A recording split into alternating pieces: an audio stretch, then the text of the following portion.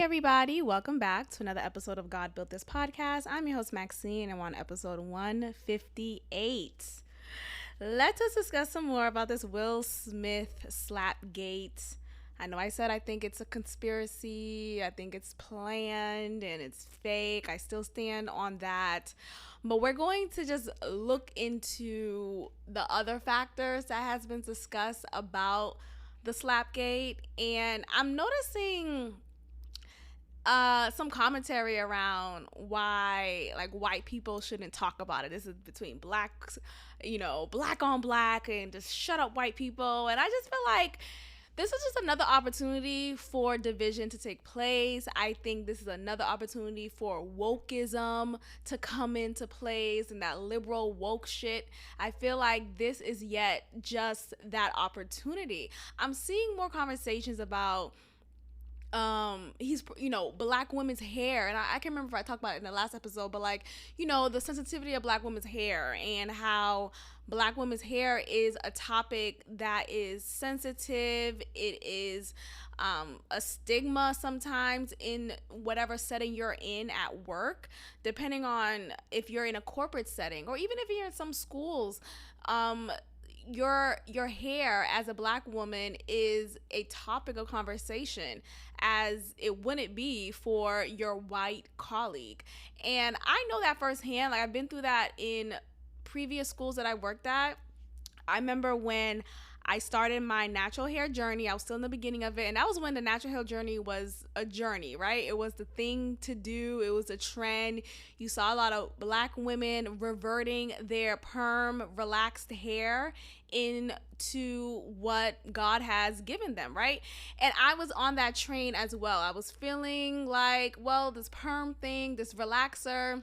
You know what's funny? Growing up, it was always called a perm. Or like, I don't know, it was called both actually. It was interchangeable. But I know now, as an adult, perm is now reserved for, or maybe has always been reserved for, white people, like particularly Jewish girls. Like, oh, you got a perm. Like, perm is more so if you want your hair to be curly, I guess, for Jewish people, but whatever. Anyway, I always said perm growing up, but it's a relaxer technically for black people, black girls. Anyway, growing up, you get a relaxer. That was just a part of our like next step in our beauty journey, and what considered us to be just a pretty girl, you get a perm. And so I was one of the many black girls who got a perm, and my hair was luscious for as long as it was. And then I noticed that the lusciousness, like the thickness of it, wasn't to its purity standpoint anymore. And I just noticed a difference. And so during college, undergrad, I still had a perm, but it was different then. Like when I was living on campus in Connecticut, the hair salons wasn't available as much as they were growing up in Boston. And like my whole hair care journey and maintenance of it all was very difficult in Connecticut, being that I didn't have my own car and I was really just on my own. And so that was the most difficult thing of it. And at that time I was thinking, oh, let me go ahead and start this natural hair journey. It just wasn't a thing that many of my peers did, and so I didn't do that either. Anyway, soon after graduation, I decided to let my hair grow out, cut off the relaxed ends, and start from the beginning. And that's exactly what I did. I let it grow out a little bit more, cut off the relaxed ends, and I was embracing and really getting to know my hair, my natural hair, as the young adult that I was at that time. And I also remembered in undergrad, I would stretch my relaxers, and that means, for those who may not know, because I have 77% men, listen, so you may not know, but when you stretch your relaxers, it means that you delay the time in which you get your next relaxer. So you let your natural hair grow out a little bit more, and then you finally get that relaxer. And I did that on purpose because, like I said, it was very difficult maintaining a hair salon relationship there because there was very few in between where I was in Connecticut, and it was just so difficult to kind of keep up with that. So it was just natural for me to delay my relaxer. So I would like just kind of explore and have fun with natural hairstyles. So I bought perm rods, which are just like rollers that you'll twist your hair into, and I was just exploring and really enjoying the fro and the big hair that I was experiencing from these perm rod styles, from these flexi rod styles that I use to maintain my hair, because during that time I was stretching my relaxers. So I really enjoyed that look. I remember I went to salon and I was like, well, I want to do this flexi raw style, and she did it. And I really enjoyed it. So I'm like, well, if this is how my natural hair is going to be, why not go ahead and go back to that and revert? So after college, it just kind of naturally transpired into that. I cut off my relaxed ends and started that journey. And so, in the beginning of your natural hair journey as a Black woman is called a twa, and that stands for teeny weeny afro. And so that's exactly what I had growing up, not growing up, but like during that time. So I had a twa. I was doing my twist outs. I was playing with different products and gels and learning the whole seal method. Like, it was a lot. A lot of YouTube videos taught me, and it was fun. It was a fun time exploring that. One of my cousins, was on the journey as well. So we shared different techniques and styles, and it was just fun. And she actually was the one to cut off my relaxed ends. Anyway, I bring that up to say, during that time, I was fresh out of college and I started my career in education, and I had my first job, like first real, like adult, big time. I mean, not big money during that time, but my first real salary job at a school. And this school was a charter school in the center of Boston, Cambridge specifically. And though this school presented itself as this liberal, we respect your identity, and we, embrace diversity, and we push for diversity, it was very few in between Black folks working there. Like, it was literally probably, about two hands of Black people there. And I remember not seeing not a lot of white like peers of mine. It was more so I was seeing white people in authority positions, in elite positions, and I didn't see much Black women or Black men in higher up positions. And I remember seeing a Black man in an elite position. He was the principal at one of the campuses, but he was a sellout. So that doesn't count. He was a fucking sellout. I remember one time, I remember that nigga, what's his name? I'm not gonna say his name, but yeah, I remember his name. It just came up to me. The name just popped up in my head.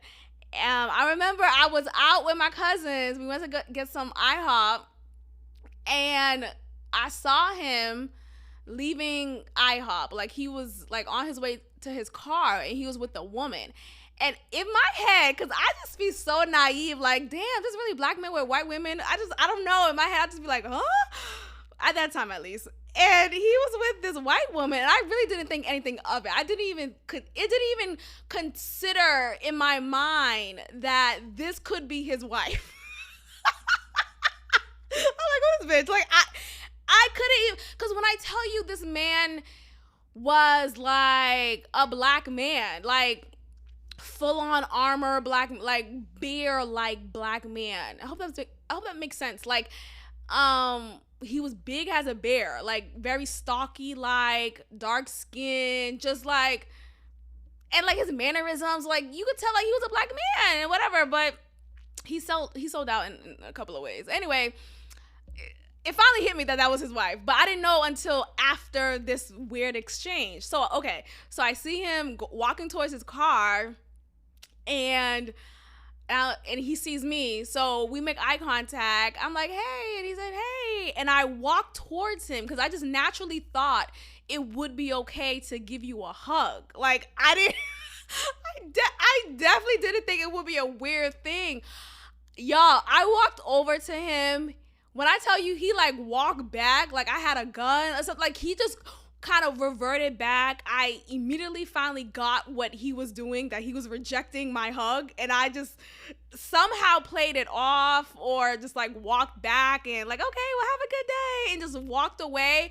But when I tell you, that moment just really made me feel so weird. Like, damn, I feel played out. And I feel like even if that woman that he was with, this white woman that he was with, even if she was his wife, which I did confirm later that, okay, he is married to a white woman, this had to be her.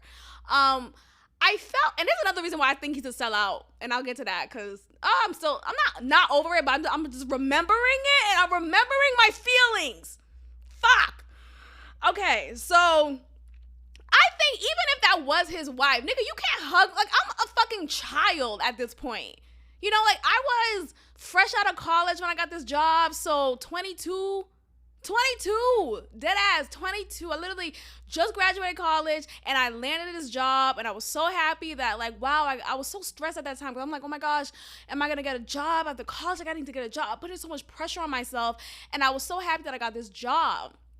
And to see this guy who's a black man, he's the principal there at one of the campuses where I'm frequently at. Like, he knows me, he sees me, we've said hi, we've exchanged hellos. And for him to kind of just like, just completely play me in that moment, I was like, damn. Like, is your wife gonna be upset with you because you hugged your employee? Is your wife like gonna think this little child is sucking your dick after class? Like, no, ma'am. Anyway, I just remember that moment. It was just so ridiculous. Like, you could have just hugged me back. I don't know. And look, maybe it was a lesson learned. Maybe, you know, a lesson learned. Don't walk up on niggas. Don't walk up on black, stocky men who's with white women. Got it. Lesson learned. So yeah, that was a lesson learned. The other reason why I think he was a sellout was, I remember there was a moment when, this was a crazy time. So one of my coworkers, who was a lead teacher at the time, he was absent like weeks on end, right? There was no clarification why, and honestly, come to think of it, he didn't need to clarify with anyone in particular aside from HR and his direct coach. But at that time, being this new teacher, this fresh, green, you know, breast milk still on my breast, on my mouth type of, you know, employee, I didn't handle it as best as I could have. So I do take fault in that moment. But anyway, let's get to it. So this teacher, he was a lead teacher, and I'm saying lead in particular because at that time I wasn't lead. I was a part of a fellowship program, which was like the entryway into landing a lead position at the school. So that's how I started off. And so I was in that position, which is kind of like at that time, it was kind of like a joke in a way. Like, you was kind of like an assistant, you know, whatever. But anyway, you know, you pay your dues. So I would cover a lot of his classes because I was, at that time, I think I was also able to substitute some classes and move forward in my rankings as a teacher or an aspiring teacher at the time. And so I covered a lot of his classes, and his classes was just very out of whack. Like, there was nothing really prepared. He didn't really send any, he didn't send anything to support his substitute teachers who covered his classes in his absence. And I felt like I was just thrown into the wolves. I was just in the jungle with these students who were high school students. And mind you, I'm 22. These students, some of them got kept back. So some of them are like 19, 20. And I'm just this 2-year older teacher who's here trying to tell you how to complete this math problem. And mind you, at that time, you sub any class. You don't sub a class of your preferred content. So I subbed his class, and I just was trying my best. I was trying my best to maintain myself and just be present and do all these things. Anyway, I was overwhelmed. I was feeling overwhelmed, and I was feeling inadequate and all these insecurities because, one, I'm not the strongest in this content to teach it. Nothing is given to me to properly teach it in a way that is helpful for these students. And I felt like there was no support, and there really wasn't. So anyway, I sent an email. I sent an email to him directly, but I CC'd a few of like the department heads in that email, and I was just like, if you could please send some, I forgot what I said exactly, but I said something along the lines of, there's no like materials given, and I'm kind of left for the wolves, and I would love it if you could send me some materials, and this is not helpful for me. And I guess my tone, I could think back, and there's definitely some areas where I could have done differently. So I agree with that. But I remember being so overwhelmed, and I felt like this was my only, it was just like the next thing to do. Like, I'm gonna send this email, it's gonna be resolved, because I had a rough couple of classes with this class of his, and no one's supporting me. So I was at my wit's end. Anyway, I sent this email. My God, today, the following day, I come to work, everyone's looking at me. We'll get to Jada. I'm in a rant. Hold on. Let's get back to Jada in a moment. Let me just finish this, because I am remembering this like yesterday. This was years ago. So I get back to work. It's the next day. All eyes on me. Tupac. Hello? Like, I got the tattoo on my chest at this point. All eyes on me. And I'm like, oh, what's going on? And at that time, I wasn't checking work email stuff at home or on my way to work. I check it at that time. I check it when I get into work. So I get into work, all eyes on me. I naturally check my email when I sit at my desk. So I check my email. And this teacher went off. When I tell you went off, he basically called me a bitch in email. And not only did he call me a bitch, he CC'd not just the same people who I CC'd him on, but the whole motherfucking school. Like, you know how in the email it says reply to either that direct person who emailed you or reply to all? Yeah, he replied to the region, to the whole school, like the whole campus, everyone on the email chain, everyone who was ever an employee there got the email. I can laugh about it now, but my God, me being the 22-year-old at the time, I was so embarrassed. I was so heartbroken. I was so just really embarrassed. I went to my car and I fucking cried. I called my cousin, my dear Joanna, who passed during 2020. But anyway, I called her because she was always the person who I could talk to, like, whenever I would have like these emotional breakdowns. And so I called her and I'm like, oh my God, and I'm telling her everything. But anyway, we have a meeting at this sellout principal's office with me, the principal, and that teacher. That teacher, he happens to be in that day. After he sent that email, he decided to come in and be present. Oh, nigga, you want to come into work? Oh, okay. After you just cussed me the full out, you want to come into work. And in that email, what he said was, I'm going to chop it up because I could barely remember, like, obviously verbatim. I can't remember verbatim, but I can remember just the tone was super hostile. He called me a sellout because he felt like, as a sister, I should have had his back. And I should have never, basically he was mad at the fact that I CC'd a few of the department heads in the email to him. And I get that. Like, I could even sit here right now and say, I definitely own that. I get that. But damn, nigga, you didn't have to do me like that. Like, it wasn't even that deep. Like, you didn't need to email my peers, the other lead teachers. Like, it was just, your comeback was too hostile. And I feel like in that moment, the gentleness of what a woman is, right, was not protected.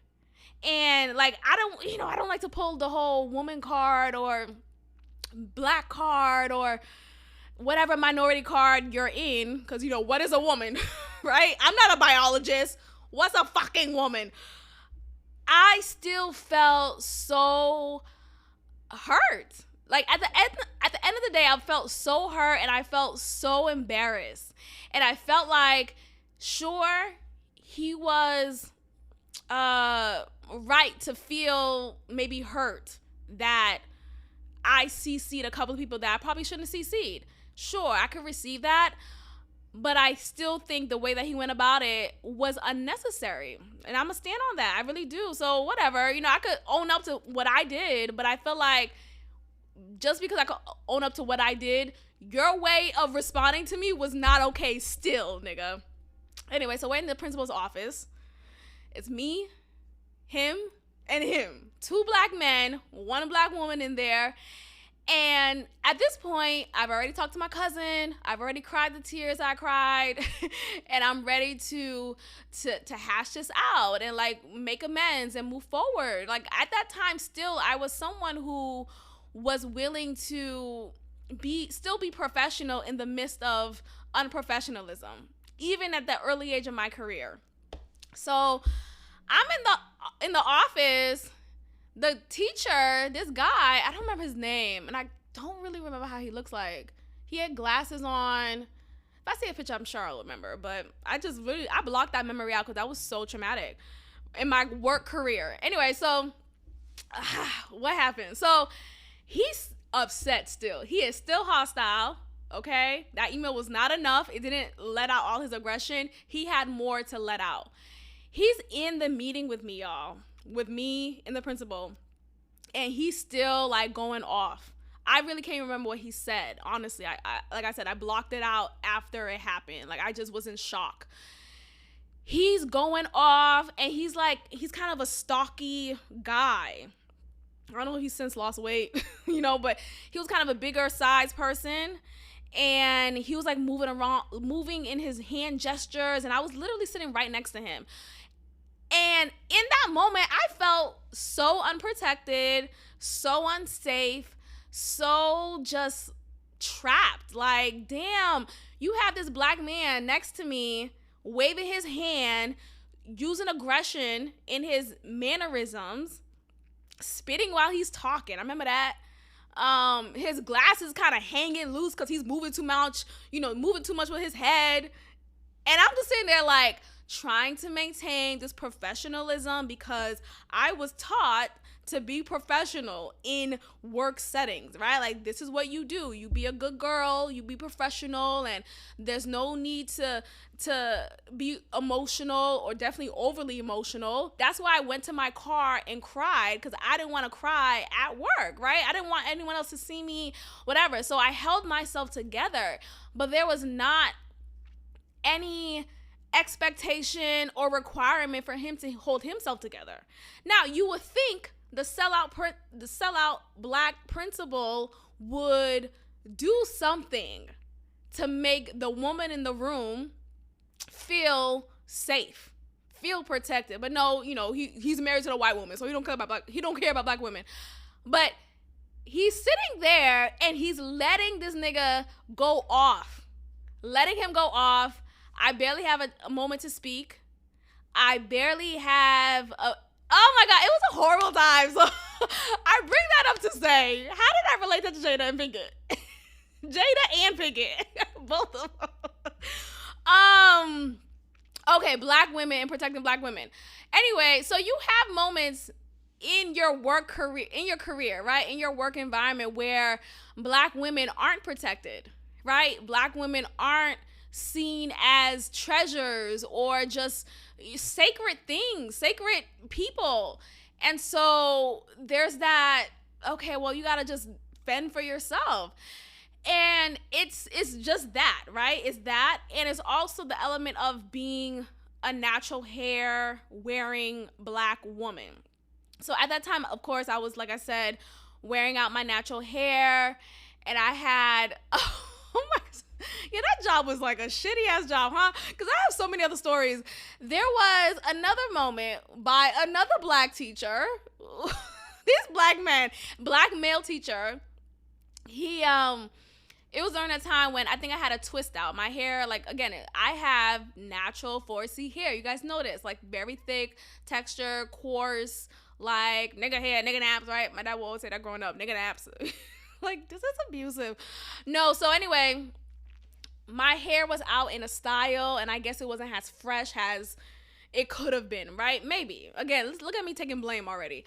What he said to me was not okay. Anyway, so I was in the hallway, walking the hallway, and this black male teacher came to me, and he was trying to be funny, but he said the comment of, "Look at you in your slave hair." Y'all, I wish I could make this up. Look at you in your slave hair, or look at you in your Harriet Tubman hair, whatever. And I, of course, in that moment, being the young person that I was, I laughed it off, and I was uncomfortable, but I'm just like, haha, okay. And I was so embarrassed. I'm like, oh my gosh, why would he say that? Oh my, is my hair ugly? And I go to the bathroom, look at my hair, and, you know, all these insecurities pop up. He later on called me, actually apologized, and I appreciated that, but I still wasn't able to really let him know, like, damn, that was really shitty for you to say. I was still in that mindset of, everything's good, be a good girl, and don't really complain much, whatever. But, you know, so you have that moment. I remember being in an office room, in a meeting with my colleagues, and being one of two black women in the room filled with white women. And that day I had a turban hairstyle. That was like when turban hairstyles was a thing. It was like, okay, this is my fucking hairstyle. What's up?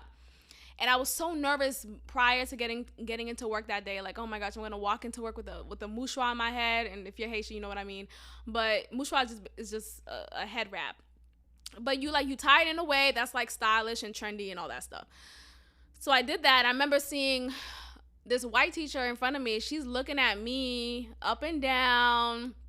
She's looking around, and she's like, I guess she was like expecting an announcement for me to say something, like for me to give a disclaimer for my hair and my hair choice and my hairstyle and what's on my head. But in that moment, I was just so uncomfortable. Like, what the fuck do I say? Do I tell you, hey, this is a style that black girls wear their hair in? And anyway, you have these moments at work and other environments where, as a black woman, you have to either give a disclaimer for your hair or be expected to give one, right? Or you have moments in environments where you're not protected and you feel belittled. You feel just like not enough. You feel so inadequate in an environment where you know you're adequate for, but no one is really listening to you. No one's hearing you. No one's speaking for you. So bringing it back, bridging this back to Jada and Will, and, you know, Will defending in Jada's honor over her hair. The reason why I'm not all the way for that argument is I just feel like, as Jada Pinkett Smith, she was always so strong in her looks, in her appearance, regardless of her hairstyle. She has always had short hairdos. Like, her hair was mostly short in many of her looks. There was moments when she had long hair, whether it was a wig or her natural hair, but she, for the most part, always had these pixie cuts. Always. She was always a Halle Berry-ing it. And her being bald has been, it seems like it was a choice since a while ago. And I remember her giving an interview saying that she felt like she wanted to just be liberated from the expectations of being a black woman in the industry, because being a black woman in the industry, you have to just acquiesce to the hairstyles that they want you to wear. And she's tired of always pressing her hair and putting chemicals in her hair, and she just wants to let it be. And so her solution to that was to just shave it all off and be like, look, I am strong, I'm beautiful, just as I am. And so I commend her for that. I think that's beautiful. Like, it's a nice stance. It's beautiful and all that. So when she did that years ago, it was not announced that she was doing it because of her alopecia reasons. since the Red Table Talk, she has had declarations about it and said that because of her hair loss, she decided to go ahead and fully cut her hair and be bald and yada yada yada. Okay, got it. Understood. I am sensitive to that, and so I respect that. I receive that. That makes sense. I still think though it was awfully convenient to use that as a justifiable reason to slap Chris Rock. I still feel like it does not support his actions, it does not warrant it, and it did not really make sense to me, because how are you so offended by that G.I. Jane joke that was really light of a joke, and you're rolling your eyes so hard? It was like all the jokes that they said that night were mostly about their marriage and how Jada basically made Will feel like a cuck. You know, she's fucking all these other niggas, her son's friends, and that was not what you got mad at. You got mad at alopecia jokes. Or what wasn't an alopecia, it was just a G.I. Jane joke, which you connected to, well, her being bald because of her alopecia, yada, yada, yada. I get that, but I'm just not all the way in support of that defense. Like, oh, well, as a black woman, you got to protect your hair, yada, yada. So I just don't appreciate that, because I feel like that was just a convenient excuse. I do. I really do. And this whole, white people stay out of yada yada. I just, again, it's so divisive. I think we should all be able to have these conversations. I think what's right is right and what's wrong is wrong in this regard. I feel like I'm looking at it from the lens of comedians are being attacked. I really am. Like, I really feel like at this point, are we normalizing and accepting comedians not being able to do their job and having them give TED Talks as a comedy special now? Like, no, I want to laugh. And you, like, if you don't like this type of style of comedy, sure, there are other, there are PC comics available for you to support. Go ahead and do that. But that shit's not funny. It's not funny. I like that little offensive shit. It's funny. But anyway, here's what I think is going to happen next. I think there's going to be a rollout. I think Will is going to demonstrate that he's at his breaking point. He's going to check into a mental health facility. He's going to present to us that he is taking care of his mental health, and he's already said that he doesn't condone violence, and he is not in support of what he did, and yada, yada, yada. And, I appreciate that. I feel like that is very mature for him to do. I do feel like a divorce is going to happen between Will and Jada. I just think more will come about. I really do. But we'll see. I am not a future teller, but this is what I think. Now, another take that I'm seeing is like, oh, this is an embarrassment to the black community. You're doing this in front of white people, all this stuff.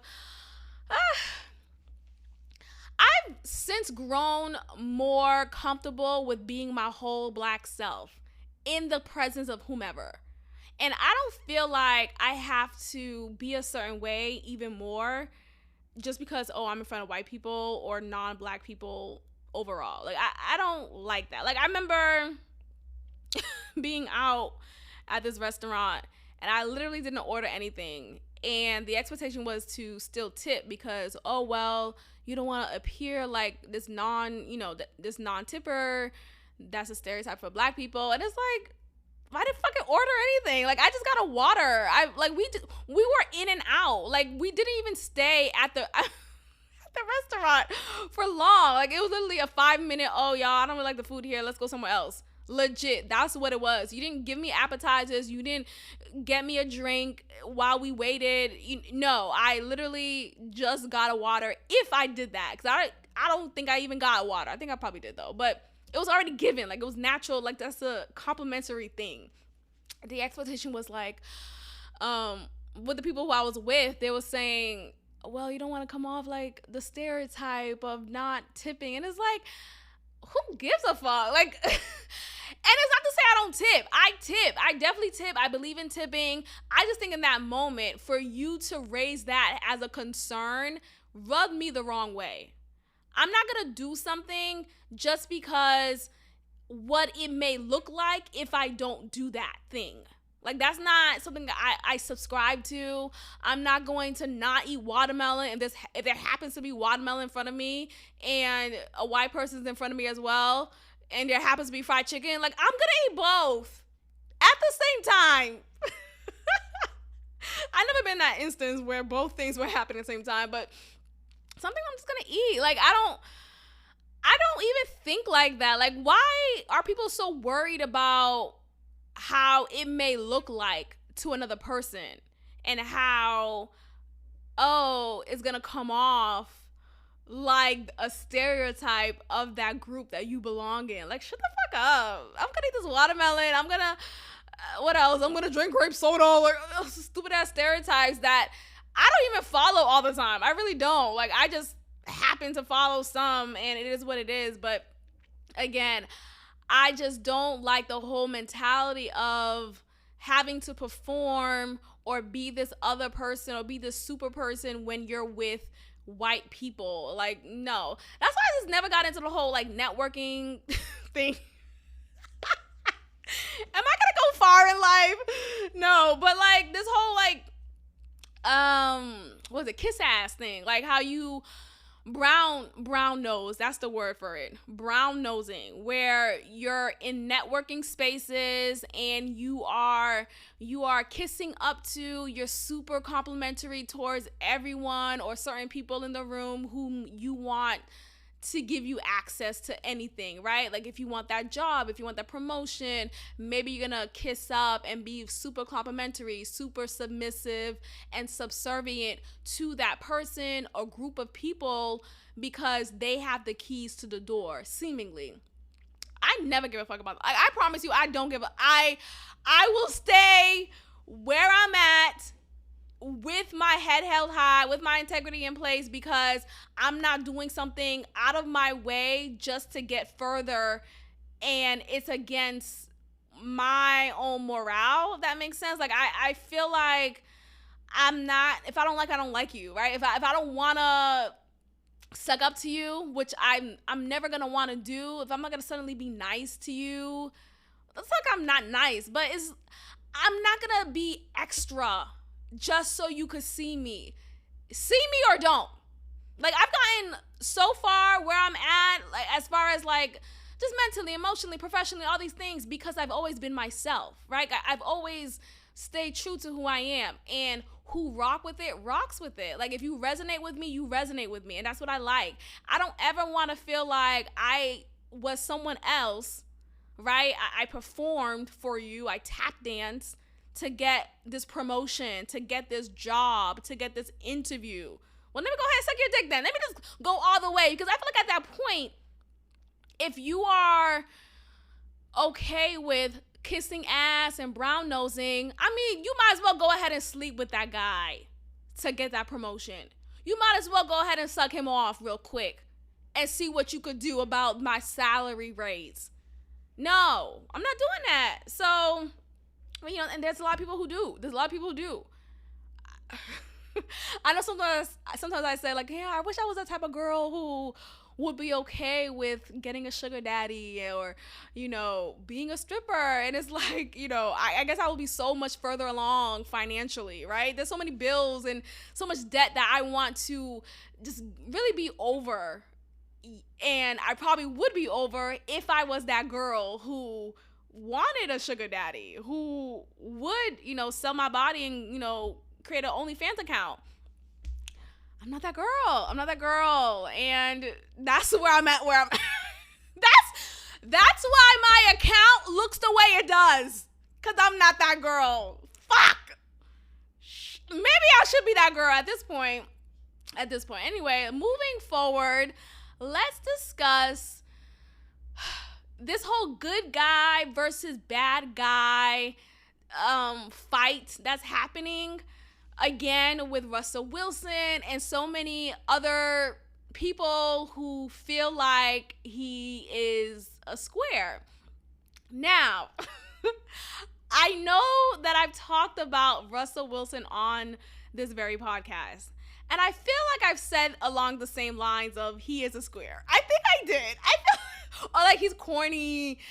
I still agree with that. Like, I don't change that, right?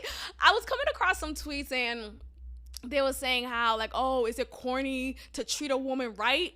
Oh, is he corny because he loves Sierra down? Is he corny because he is reliable, he's supportive, he's loving? No, that's not why he's corny. He's just corny because he's corny. From what we see, right? He may not be corny behind the scenes or in the bedroom, right? She got 2 kids by him, so he lays it down, right? Something's working, it's great, and there's a chemistry there. I just think sometimes we have to be honest, and there is this whole, some guys are just corny. Like, that's just, like some guys don't really have, like, their swag, right? And some guys don't have that. It has nothing to do with how well you treat a woman. It just has everything to do with you. There's nothing you can do about it. It's forever just you. You just don't have a swag to you. And unfortunately, it just happens to be that bad boys, quote unquote, have a swag to them. And it sucks. Like, I hate that. I wish good guys had a swag to them. But oftentimes, what a corny guy is, he's more equivalent to a good guy. So at what point are you settling, right? Like, does that make sense? At what point do you just be like, look, I'm not really attracted to you like that. You cool, but look, you take care of me, right? You listen when I speak. You hold me down. You are supportive, but I'm not really attracted to you like that. Like, I don't know. I feel like in every setting, you're settling. Like, if you're with a bad guy, if you're with a Future, you're obviously, like, he's obviously a settle. But I really do. I think, I don't know, maybe it's just me having, like, a negative mindset, but I think there's this, like, there's always a settle. Like, you're settling for something. You're settling for someone who's not all the way available. You're settling for someone who's not all the way mentally, emotionally, physically available for you. Or settling for someone whom you're not attracted to. But, hey, he takes you out every Friday night. And that's what you always wanted. So is it really that bad? Like, sometimes you gotta weigh out your pros and cons with someone. But my point is, like, there's always a con, I feel like. Is that negative? I'm trying to think it out at the same time as I'm saying it.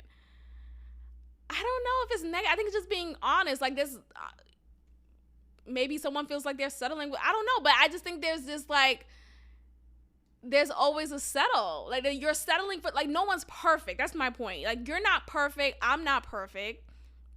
And so in some areas in our relationship, there's a settle. There's a, well, he doesn't really have the money that I want him to have, right? If you want to talk surface. Or, hey, he doesn't really satisfy me sexually like that, but he's good in everything else.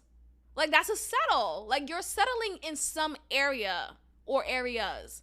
And I think at some point, depending on how much of a settle it is, then there's going to be some resentment there, right? Like, if you're with someone and they're not pleasing you well in whatever area, if it's that big of a deal, it's going to be a problem, and it's going to serve as such in that relationship. Now, with this take, let me go ahead and play this clip that I came across of Channing Crowder. What a name, huh? I've seen this guy around. I mean, like, in the media streets, not in real life. And I just never knew his name until now. What a fascinating name. Let's go ahead and listen to this clip and we'll discuss. Sierra. Yeah, if Russell ain't had that bread, Sierra ain't gonna be with him. Russell Square. Russell Square. Sierra had she has a good situation, but you don't leave Future and get with Russell Wilson. The thing is, I think that's where you don't leave Future and get with Russell Wilson. Like, it's a type. Listen, bro, everybody got a type. Yeah, that's true. Everybody has a type. You gonna leave Future and get with Russell Wilson? He's so damn square, and I love him on the field. He's a square. Channing. He's a fucking square. Channing, you go from this level of toxicity, you just want something stable. You want the guy that was sitting with that girl with that big old mouth at the draft that was laughing and you knew she deserved to be with him. Goofball? Yeah, you want that guy. You want to get with goofballs. No. So, you want to get with goofball? That is so funny. In case you didn't hear what he said earlier at the beginning, he says that Russell Wilson is a square, in his opinion, and that if it wasn't for the money that Russell Wilson has, then Ciara wouldn't be with him.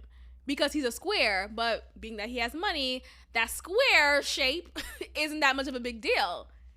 It's a settle, right? Like, going back to what I'm saying, like, there's a settle in some areas. Like, he's a square. I could see that he's a square, but I mean, I don't know him personally. Obviously, I don't know how he is, but from the perception of it, he does present himself as such, right? If you compare Ciara's exes to Russell Wilson, right? Think about it. Even Bow Wow is a little bit not non-squarish. But, you know, there's Bow Wow, there's 50 Cent, there's Future, of course. And all these men had this swag to them. Now, granted, there were shitty men. They were shitty men, right? They didn't really take care of her the way she needed to be taken care of. They didn't make her feel secure and safe and all these things. So that's a settle. So I think, you know, I'm seeing a lot of people react to Shannon Crowder's comments and saying that, you know, why is he hating on Russell Wilson? And Russell Wilson is always a topic, always in his mouth, and yada, yada, yada. And he's a podcaster, y'all. Like, I don't think it's a vendetta against Russell Wilson. I don't think it's something that Russell Wilson should feel like he needs to defend himself. Just continue being your square self and you're fine. It's a podcast. It's a conversation. You're going to talk about people and resonate on certain topics and pull from it. And the people whom you're talking about may happen to be your fellow colleagues. So it is what it is. I don't think it's a personal thing. I think, though, if we look at it holistically, there's this, there's this expectation that if you're a good guy, you're naturally a square. But I'm here to debunk that. I feel like not all good guys are squares, but all squares are good guys. Does that make sense? So, like, maybe I should take that back, actually. Because, I just thought of something. So, my ex, what I call him? Leprechaun Bay. Leprechaun Bay was a square. I would definitely say he was a square. Like, definitely something who I settled for at that time. And I think about why I did that, because he fit this mold, he fit this box, and it was safe and it was comfortable and it just felt like the right thing to do. But he was definitely a square. He wasn't a good guy, though. So I got to go back to what I just said, actually. So he wasn't a good guy. So not all squares are good guys. Look, a lot of these things are interchangeable. A lot of he was a square, but he wasn't a good guy. And what I mean by good, like, what's a good guy? Like, what's a woman? I'm not a biologist. No. What is a good guy? In that case, a good guy is someone. In that moment, let's talk about why he wasn't a good guy. Let's talk about that. He wasn't a good guy because he was dominating. He was manipulative. He was selfish. There's a lot of things about him that didn't make him as this, like, good guy. But he presented himself as such, right? Like, he looked like a clean-cut guy. So immediately he fell under this good guy category. But if you look at the relationship in detail, it wasn't this good guy I was with. Like, it was only for so long the facade came about. It came off. And I had to realize, like, oh, this is not a good guy. Church Bay. When I was with Church Bay, he presented this whole good guy persona. He was a square. Right? So, look, sometimes the square is a good guy. Sometimes the square is not a good guy. Like, it depends. It really depends. But either way, I think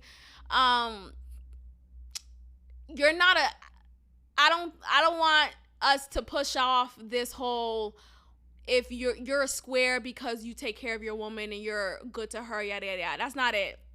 You're just a square because you're a square. You're corny. You have no swag. You are insecure. You don't stand in your opinion, or you're not aggressive or assertive in a respectful, gentleman-like way. There's a lot to it. So, you know, it is what it is. I think ultimately, though, when you have this like debate between good guy and bad boy, oftentimes the woman who goes and finally gets with a good guy, the bad boy feels offended. Like, how dare you know your worth? How dare you not settle for me, but you settle in other ways, right? But how dare you, right? And I think there's this whole too little, too late act that happens, right? The bad boy finally realized the good woman he lost, and he tries to win her back, but the woman is now with this good guy, and she sees a whole new world with him, emotionally, mentally, and physically, right? Like, the good guy is now presenting all of the characteristics and attributes that she wanted her bad boy ex to possess. And he never possessed those things. Yet the bad boy feel like, well, you know, you want to be with the square, right? So I think this is resentment from bad boys against good guys, because ultimately your woman finally left you alone, and her next relationship was with this good guy. And now you want to blame him, but ultimately you should just really blame yourself, right? For not being a good guy. And you could be a good guy and have swag and still have that edge, that bad boy, sexy edge to you, but not be a bad partner to your lady. So there's a lot to like look at, a lot of different angles to look at in this case. But I think ultimately, if you're a square, you're just a square, right? It has nothing to do with your, like, I think I'm a square in some ways. Like, I think about like the cool girls, or like the sexy, I'm not saying I'm not sexy, but like, you know, like I never really fit into that whole like category growing up. So I always adopted that identity of like, you know, well, you know, I am who I am, whatever. And I remember Boston Bay called me a square one time. Well, a couple of times actually, but he called me a square. No, what did he say? Was it square? It was equivalent to a square, but for girls, for females, and whatever. But he was just basically saying, I'm not a hood rat. That's what I'm trying to say. Like, not to, and yeah, like during that time in Boston and Dorchester, like if you're not a hood rat, then you're a square, right? And so I definitely wasn't a hood rat. So what else could I be? A square, a fucking shape. That's me. So when Boston Bay told me that about myself, it was just from the sense of, oh, you're not ghetto, right? Like, you're not a hood rat. You're not from the streets. Like, you don't know the lingo that I know, and you know, you don't sell drugs on the corner. Like, no, I don't. I'm sorry, I don't. Like, what? So, you know, ultimately, it's okay. Just be who you are. Just be who you are. So I want to get into Ready to Love. I know it's been a while since I've left a review of an episode for Ready to Love this season, but let's get into it because I want to talk about a specific topic. Let's go ahead and cue the music. Now I'm ready to love. So after every episode, I watch a review of other people's commentaries on the show, and it's just, I like to hear other people's thoughts. Like, I like to be a part of the conversation. I like comment. I'll leave comments on the platform, and like I'll discuss with other users. Yada yada yada. Right. One of the commentaries that this YouTuber said was that she feels like Joy is too thirsty in regards to Clifton. Joy is a pick me. I don't think she said pick me, but someone from the comments said a pick me. She describes Joy as a pick me. And if you don't know, a pick me is someone who is a label that they give women who wants to be picked by a guy. And I hate labels. I hate stuff like that. I just feel like it's like, let's have a fucking conversation. Don't just put a label on a person or a thing, right? Just have a conversation and understand the nuance and yada yada yada. What bothers me about that take is that there's this expectation that women are always supposed to just be silent or mute or reserved, even if they like someone, right? Like, you're supposed to just sit back and just make it a question for the man to wonder, does she like me? Does she not? Now, look, I could be wrong, right? I never was that girl. Like, I felt like I just always had the mindset and the attitude of, if I like you, you'll know. And not you'll know because you could telepathically read that from me. No. You'll know because I'll make it known. I'm going to come up to you. I'm going to flirt with you very OD. Or, how I do, right? Or I'm going to outright say it, right? I've said it before, like straight up to people. I like you. Like, ain't no ambiguity here. I like you. And I think what this commentator was saying was that her not just saying I like you or making it known to Clifton that she likes him, I guess the way that she was going about it presents herself as thirsty or desperate or a pick me. And I just wholeheartedly disagree with that. I feel like women should be allowed to comfortably share to the person her feelings. Like, hey, I really like you. Like, no, I ain't no ifs, ands, or buts. It's I like you and I'm interested in you and I want to see where this goes. So I don't know. I feel very protective when it comes to Joy and Clifton's connection.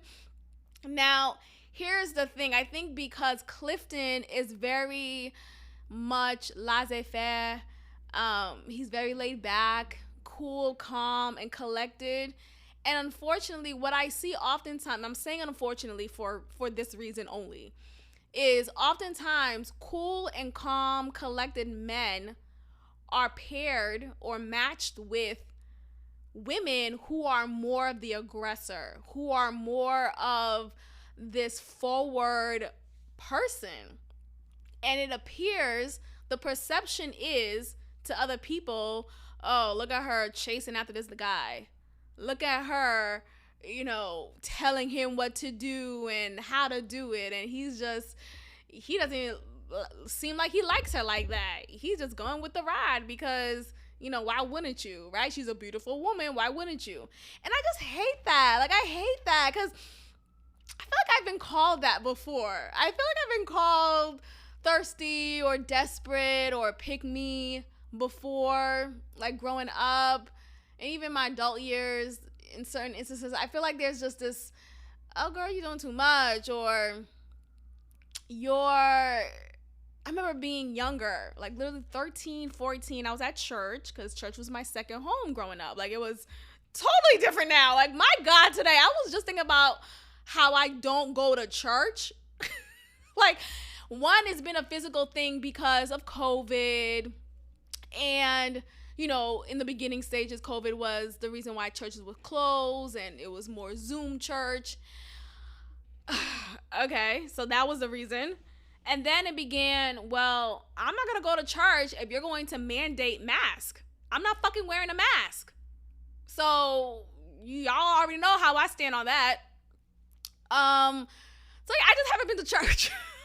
I haven't been to church in a minute.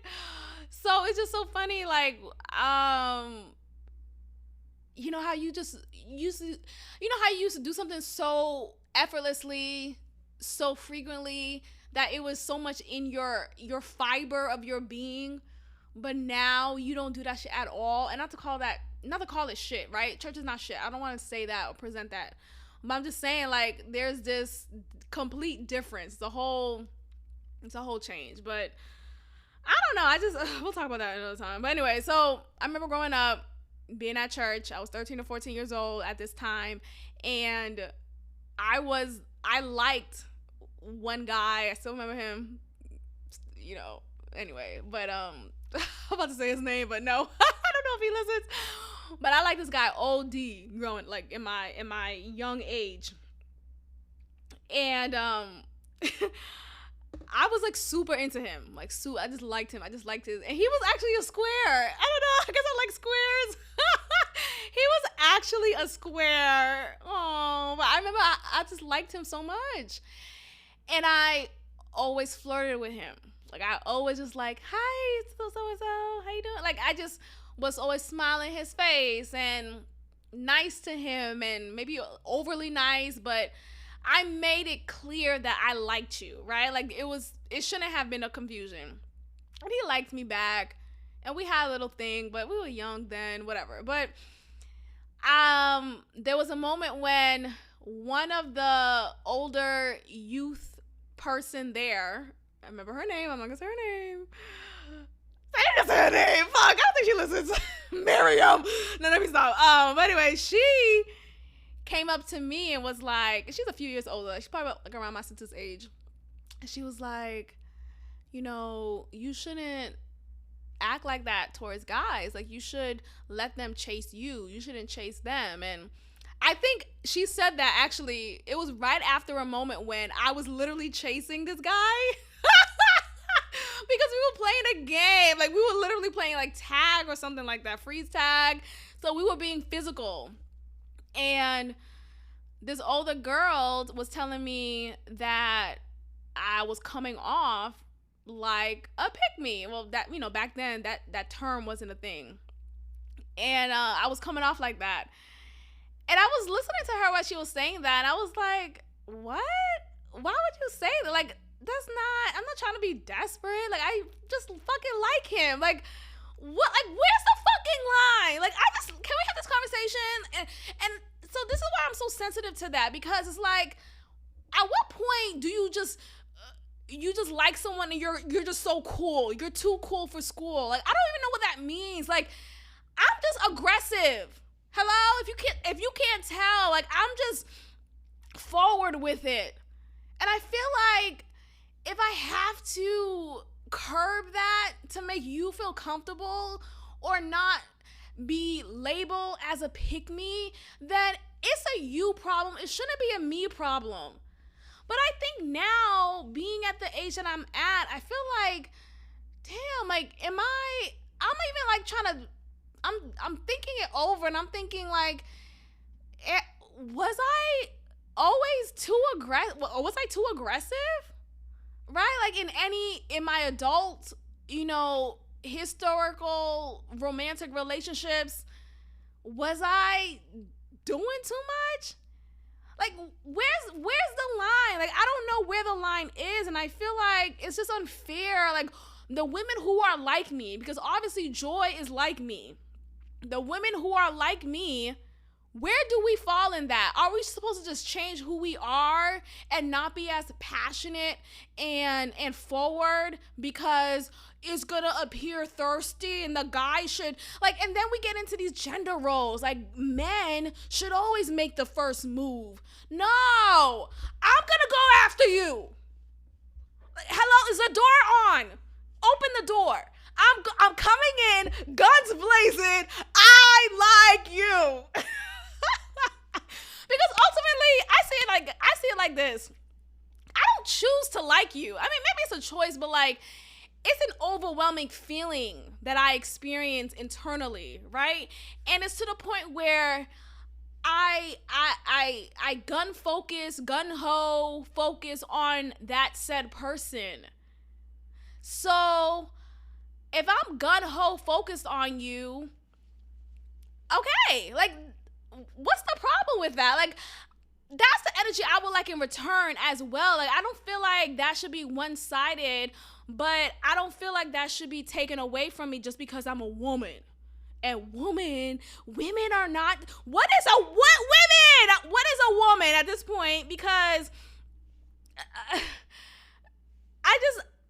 want to be who I am at all times, you know? And I hated that take that Joy is aggressive and she should have never placed her bag on the bed with Clifton. Like, nigga, what the fuck? Because here's what I think was going on. I think Clifton and Joy have been hooking up, and it's behind the scenes. It's not filmed. We don't know the conversation that they have. We don't know if he's coming over late at night or during the day and vice versa. Like, I think there's a connection there that's much stronger than we see. We already see a deep connection between the two. So we would be a fool to think that they're not talking just as heavily, if not more, outside of the cameras. So if I was Joy, you goddamn right I'll be putting my bag in the same bed with my man. Hello? Yes, we are sleeping together. The bed is ours. This is ours. This is our master bedroom. Like, what are we talking about? But, oh, well, she's appearing thirsty. She should date other people. And again, some women are different. Like, some women, like, you know, I have a few female friends. I'm thinking of one in particular. Shout out to her. I'm not going to say her name, but, you know, I want to appear some type of way. But, like, she date around. Like, you know, she has eggs in different baskets, and she's not committed to just one person until she is committed to that one person. And that's great. That's great and dandy. I'm not that girl. Hello? Is the mic on? I wish I could be that girl, right? Going back to the whole sugar daddy thing and the stripper and the OnlyFans. Maybe I wouldn't be where I'm at financially if I was that girl. But I don't know. I just feel like, look, like who you like and go after it. Like, stop being put in a box or made to feel like you have to act a certain way because, oh, well, you're a lady. And ladies don't cross their legs. Well, ladies do cross their legs. But see, I don't even know. But yeah, I don't know. I just think Joy and Cliff, I like them. I really do like them together. I think there's a connection there that we see beyond the surface. Unlike the dynamic that it's had between Clifton and Dakia. I think Dakia and Clifton have more of a surface level, flirtatious, sexual chemistry. And that's cool, but it's not as deep as Joy, you know? So why can't we celebrate that? Like, wow, we see a couple finally finding black love with each other. Why are we shitting on that and being like, oh, Joy is being, you know, thirsty? And I think because, you know, Clifton is so calm and collected and cool, it's not in his nature to be as aggressive, right? So you have two people in different genders, right? Because there's only two. There's only two. But you have two people not meeting the stereotype of that gender, right? Clifton is not as aggressive as stereotype for men to be, and Joy is not as subtle and coy as her stereotype of a woman should be. And that's okay, right? Like, we should look at it as an acceptance of you just being who you are. Like, let Clifton be who he is. If he's cool, calm, and collected, but while he's being cool and calm and collected, he's very much so making Joy feel like she is someone who he likes. Like, there's a reason why Joy felt comfortable enough to lay her bag on his bed. There's a reason why. He made her feel comfortable enough to do that. They obviously have deeper conversations and connections that we don't see. So I don't see it as a thing to look at as a negative. Ultimately, I think, look, if you're a lady and you're interested in a guy and you want to, you know, let him know that, don't feel like you can't do that because, well, he got to call me first. he got to text me first. Child. And sometimes I try to hold back. Like, maybe I'm doing too much. Maybe I'm double texting. You know, remember that whole thing? Don't double text. You're going to come off thirsty. You can't double text. Or let him text you first. Maybe I need to work on that. Because if I want to talk to you, I want to talk to you right now, right? If I'm thinking about you, I want to talk to you I want to talk to you right now. If I like you, I want you to see that I like you, and I like you right now. I don't think it should be an issue. But now I'm, even in my, my 31 year of age, I'm thinking like, dang, maybe I can fall back in some areas. Like, maybe I should wait for him to call me first or text me first. Maybe I'm doing, like, I don't know. It's something I'm still unpacking, but I think it's just naturally in my nature to be more of the aggressor, or just, against my stereotype as a woman. But yeah, that's the only thing I want to talk about with Ready to Love. I think, I feel like it just sucks. I hate that. That really just baffled me. It made me feel, it triggered me. That's what it was. It triggered me. It brought me back to a moment in my early years of flirting with niggas and feeling like, damn, am I corny? Am I whack for telling a guy I like him or playing tag and chasing him literally because we're playing a game?